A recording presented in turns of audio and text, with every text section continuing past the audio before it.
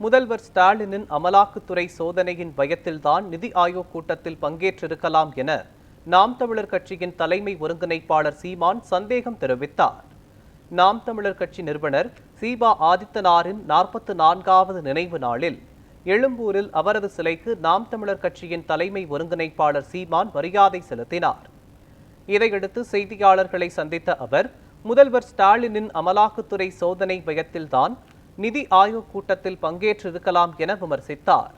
3 ஆண்டுகள் பங்கேற்காதவர் இப்போது சென்றது அமலாக்கத்துறை சோதனையின் பயமா என கேள்வி எழுப்பிய அவர், பாகிஸ்தான் போருக்காக முதல்வர் ஸ்டாலினின் நடத்திய பேரணியில் அரசியல் நோக்கம் தழைத்துள்ளதாகவும் குற்றம் சாட்டியுள்ளார்.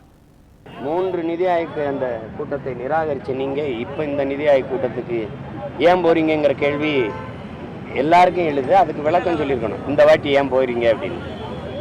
அது ஒரு வேளை நீங்க அமலாக்கத்துறை சோதனைக்காக போறீங்களா சந்தேகம் வருது இல்லை.